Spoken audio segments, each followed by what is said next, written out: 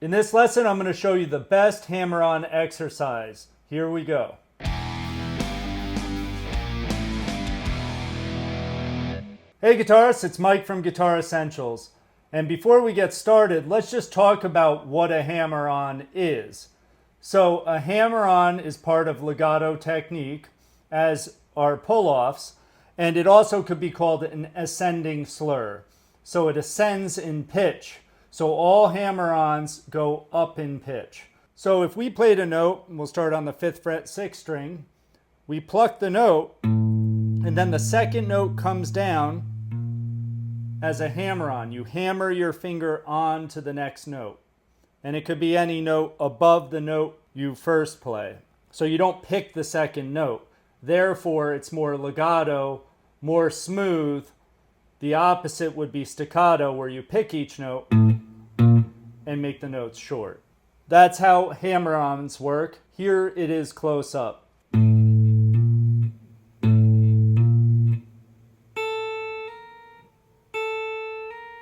Also, when you're doing hammer-ons, make sure you're really on your fingertips. And that's important because the fingertip is the boniest part of your finger.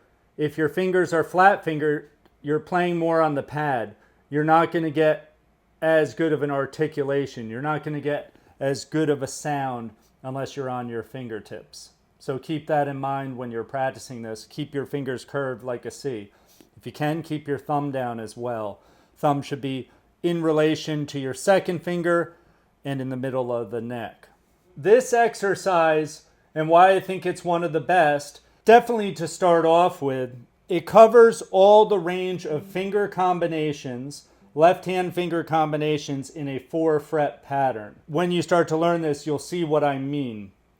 So we'll start on the 5th fret, 6th string, and I'm not going to call out the fret numbers. I'm just going to call out the finger numbers. That's the pattern you have to get down, and once you get better with it, you can move it on any fret. It's easier when you're up on the higher frets because there's less of a stretch. Eventually you could work your way down to the 1st fret. So in this exercise, my first finger is going to get the 5th fret, second finger the 6th, third finger is going to get the 7th, and my fourth finger is going to get the 8th fret. And they stay in that grid, what guitarists call a box pattern.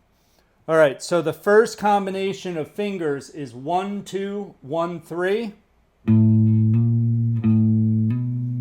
Then we're going to do 2, 3, 2, 4. Then we're going to do 3, 4, 2, 4, 1, 4.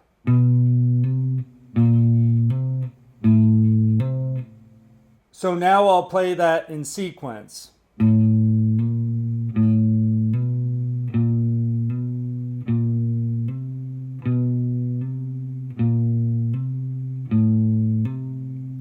You'll notice one of the patterns repeats. It's the pattern 2, 4. I just set it up that way, but it's interesting because that, in my opinion, the hammer-on from 2 to 4 is the hardest finger combination for hammer-ons and pull-offs as well. Also, watch to the end of the video, and at the end, after you get this down, let me know if you want me to do a pull-off video that's very similar in this same style. So once you get that pattern down on one string, practice it on all 6 strings. Go up to the 1st string and back down to the 6th string. I'll play it for you close up.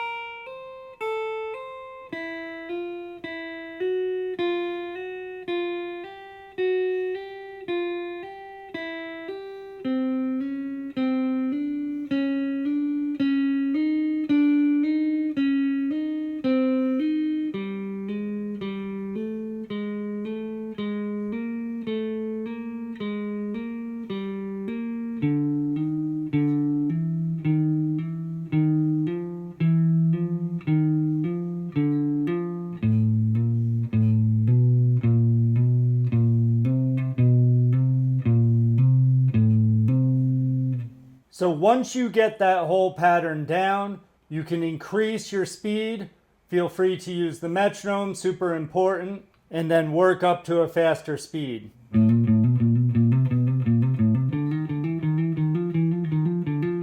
Etc. Then work on bringing it down, maybe 2 frets, or maybe go right for it to the 1st fret and practice it there.